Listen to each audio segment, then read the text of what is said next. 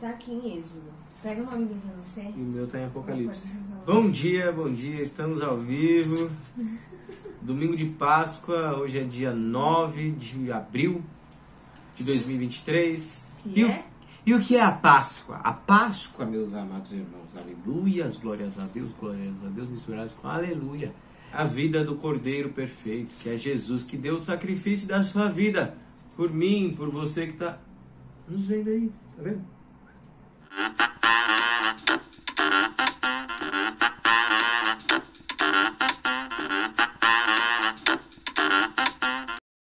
E aí, gente, tudo bem com vocês? Olha, hoje a gente tem uma visita ilustre, uma participação aqui pra gente falar sobre a Páscoa do Senhor, o que ela significa, esse momento tão importante aí no ano. Então, pra gente falar sobre isso, a gente vai fazer um paralelo. Então, a gente vai trazer duas passagens bíblicas importantes que falam a respeito da Páscoa. Uma que fala sobre a origem da Páscoa, que eu vou contar pra vocês, e a outra que sintetiza e explica de fato o real significado da Páscoa, que o Bruno vai trazer pra vocês. A passagem que eu vou ler, quer dizer, eu não vou ler, então eu vou falar pra vocês pra gente encurtar aqui o vídeo. Mas está em Êxodo 12, então se você quiser ir lá e faça isso, vá lá você mesmo na Bíblia e veja Êxodo 12. E a sua, amor? Mateus 26, 26. Eita. Até o 28, né? Isso, até o 28, de 26 a 28. No meu caso, vocês podem ler o capítulo todo. Então, vamos lá. Bom, gente, então vamos lá. Eu não sei se você sabe qual é a origem da festa da Páscoa, né? A gente se acostumou bastante com essa ideia, com esse feriado, e a gente não sabe muito de onde ele vem. Mas a festa da Páscoa, ela foi instituída pelo próprio Deus, é uma ordenança, porque sim, esse é o nosso Deus, é um Deus que manda a gente fazer festa. Deus é um Deus de alegria e ele gosta de marcos. Então, tudo que aconteceu na história do povo hebreu, o povo escolhido por Deus, e hoje nós também que somos filhos do Senhor, né, através da promessa, o Senhor gostava de marcar isso na história do povo. E ele marcava como? Através de festas, para que as pessoas não esquecessem as grandiosidades que o Senhor havia feito por eles. Então, vamos para a gente entender o que o Senhor quer que a gente lembre com essa festa. Vamos lembrar que a gente cometeu um grande pecado lá no Jardim do Éden, que nos afastou do Senhor e causou uma grande tristeza no coração do nosso Pai, o nosso Deus. Porque agora, impuros, pecadores, nós não podemos nos aproximar dele. Então Deus, a partir daquele momento, ele já cria um plano. Lembra que ele vai falar para Eva que do ventre da mulher nasceria aquele que pisaria a cabeça da serpente, aquele que restituiria todas as coisas, que faria com que Pai, Deus, né, e seus filhos, a humanidade, pudessem se reaproximar. Ali Deus já constrói esse plano. E para a execução desse plano, então, ele vai começar a mexer na história. E aí você tem a convocação de um grande homem, que é Abraão. E a partir desse homem Abraão, Deus constrói toda uma nação de Israel, né, uma nação separada, para que dessa nação separada viesse aquele que pisaria a cabeça da serpente, viesse aquele que nos salvaria, Jesus Cristo. Então essa nação aí que Deus criou a partir de Abraão, existe um momento da história deles, que são os hebreus, hoje os judeus, né, a gente entende assim.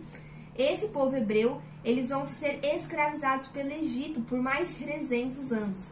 Então, o povo escolhido por Deus, por conta de uma série de acontecimentos, que aí fica para um outro vídeo, eles vão acabar se tornando escravos do povo egípcio.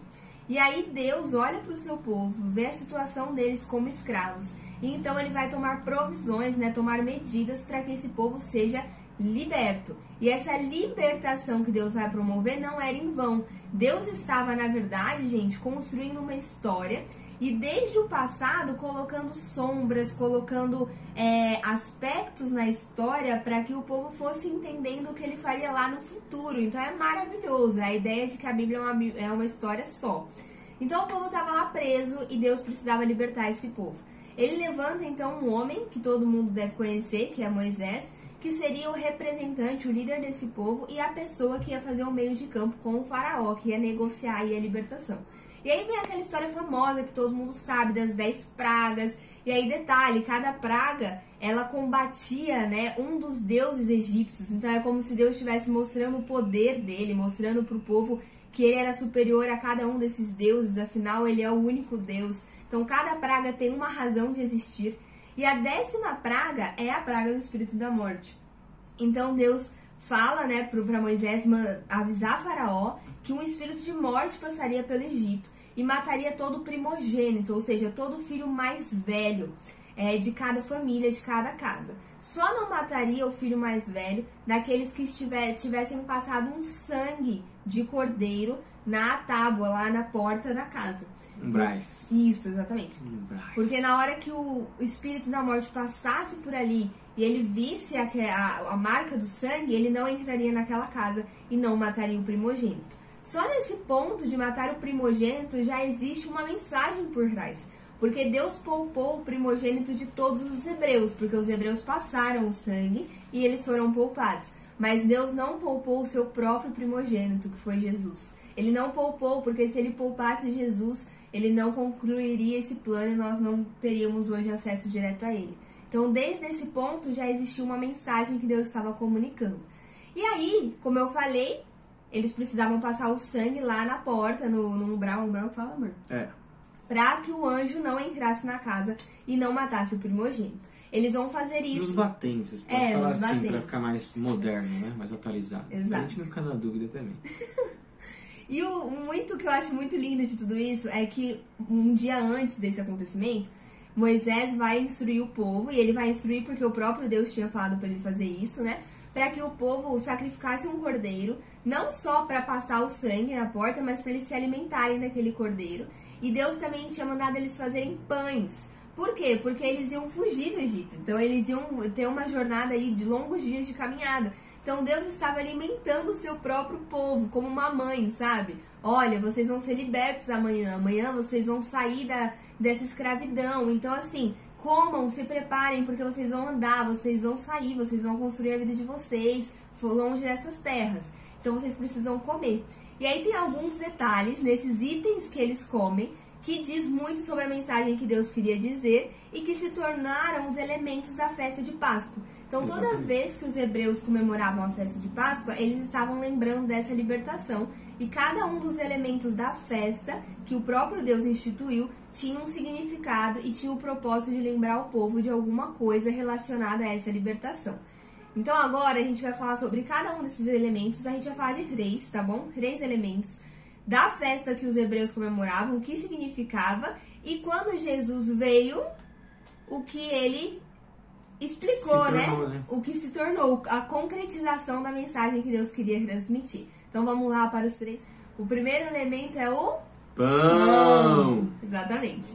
Então os hebreus, quando eles comemoravam a Páscoa, o Senhor ordenou que toda vez que eles fizessem essa festa, eles deviam comer um pão, mas um pão específico, um pão sem fermento. Por quê? Porque como eles saíram do Egito às pressas, não dava tempo do pão fermentar, não dava tempo, sabe, de preparar o pão de forma tradicional. Então Deus ia falar para Moisés, mandem eles fazerem pães sem fermento, porque não vai dar tempo, eles vão comer o pão sem fermento mesmo. E aí eles deveriam continuar comendo o pão sem fermento ao longo dos anos para lembrar dessa libertação do povo, para lembrar de como foi rápido, para lembrar de como eles tiveram que sair às pressas e não deu tempo de fermentar. E tem mais uma coisa interessante nisso. Na Bíblia, o fermento está muito relacionado a um ensinamento que se dissipa, sabe? Algo que vai sendo levado, algo que cresce dentro de você. Então, lá no Novo Testamento, a gente tem Jesus falando, tome cuidado com o fermento de Herodes. O que ele está querendo dizer com isso? Tome cuidado com o ensino, com a mentalidade de Herodes, que é uma mentalidade impura, para que ela não cresça no seu coração. Então, a ideia de um pão sem fermento é também a ideia metafórica de um pão puro, né? De algo puro. E aí, a gente consegue compreender isso bem melhor quando a gente chega lá no Novo Testamento, né, amor? Em quem que chega? Em quem que a gente chega? Conta, Jesus. Conta pra gente. E aí, o pão, meu pessoal, meu povo, ele significa o quê? O corpo de Cristo. Que ele partiu e deu graças e ele falou para os discípulos, este é o meu corpo. Entendeu? O que mais? Que era puro. Que era puro, exatamente. E aí você tem também o fato de que, da mesma forma que o povo foi liberto rapidamente e não conseguiu comer o pão sem fermento, Jesus pagou o preço pelos nossos pecados em um único dia, né? Morrendo por nós, rapidamente.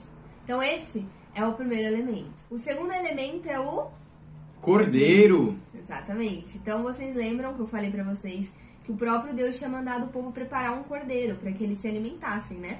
E esse cordeiro, a Bíblia diz que ele deveria ser puro, então ele deveria ser perfeito, não ter nenhum defeito físico, né?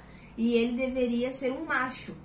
E isso tem um propósito, né? Porque eles tinham que comer isso aí para se alimentar, mas quando Jesus vem, a gente entende que o cordeiro era o quê? Era o próprio Jesus. Ele era o cordeiro perfeito, sem defeitos, puro, né?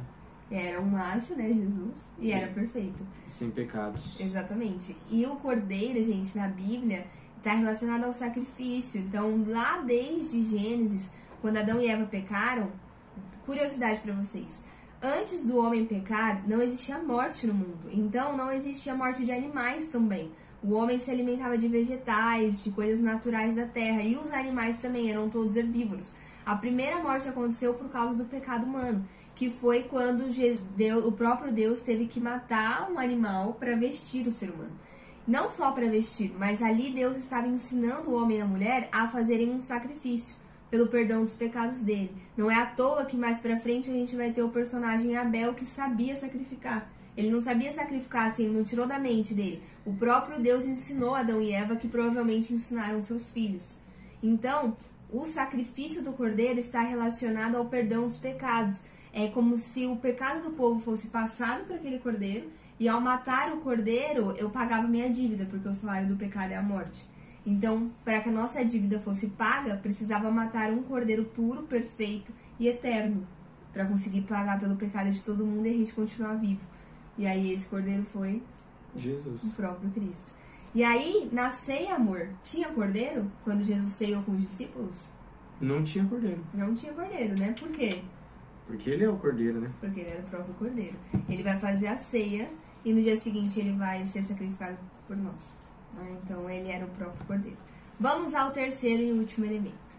E o terceiro e último elemento, amor, é o sangue. É o sangue.